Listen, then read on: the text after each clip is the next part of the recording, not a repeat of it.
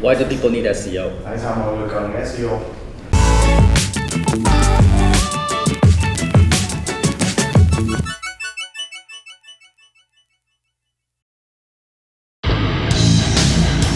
Take effing action, put it together, and subscribe to Tom Peng's channel on YouTube now. Yeah, I like it. It's crazy. First part about SEO. SEO. All right. Okay. Why do people need SEO? Tại sao mọi người cần SEO? So basically, do you need more customers? Do you want people to find? Do you want people to find you online? Right. If you want people to find you online, then you need to have a great SEO strategy. You need to have a great search engine optimization strategy, because only if you're on page one of search results, people will find you, right? So you can use an example. I'll tell you a story, all right? So true story. I told the story in one of my videos. And then so one time I was looking for a helmet. Right, I was looking for a helmet, and then a motorcycle helmet. So I don't know where the motorcycle helmet store is. So what do people do when they don't know where to find, where to buy? They Google, right? So of course I Google.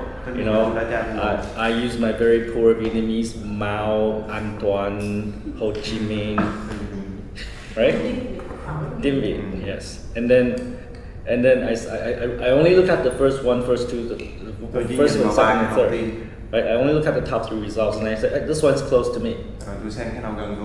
Right? And then I went there. And obviously these guys know how to do marketing, because one, they know how to rank high. Right? And then I go to that store. I walk in that store. They actually have the YouTube Silver Award. That means they have 100,000 subscribers. So these guys know how to do marketing. And they sell a lot of helmets and motorcycle, accessories, right? And you can see people come in and out of that store like so often, because they're all probably like me. They search on Google, right? And then they're at the top, so they go there. I can tell you more, but that's not the subject of what we're talking about. They also have loyalty program. They have discount program. You know, by the time I walk out that store, I pay actually I forgot how much it was, 13 or 17 million to them, because they know how 17. Okay, because they know how to upsell me with their loyalty program, with their discount programs. And this is everything that we can do in GoSell. Like GoSell supports all those strategies. GoSell supports your loyalty program, discount program. It helps you rank high in search engine, right, in Google, so that people can find you. Ultimately, you want to do SEO because you want your prospects to find you. Because when they have a problem, they're gonna go to Google and Google it. And you want it to be on page one, not page two, not page three, not page four. Because your own behavior, right? Like when you Google something, do you look at page 5 ever? No, right? So it's important to be on page 1. Right? Even better if you're like top 3.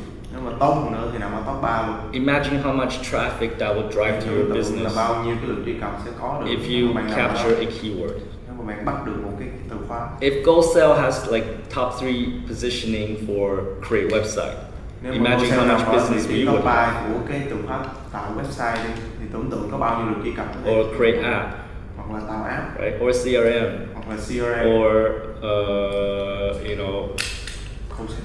call center, right? Oh, thank you. So like if people put in call center and like we're top 3, imagine how much business, how much leads will come into our business,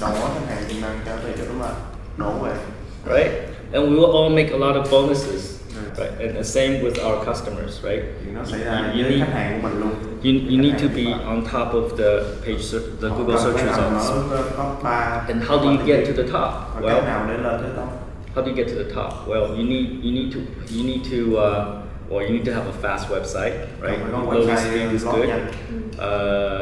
You need to optimize. So this is something we have to teach our customers too. When they upload product images, right?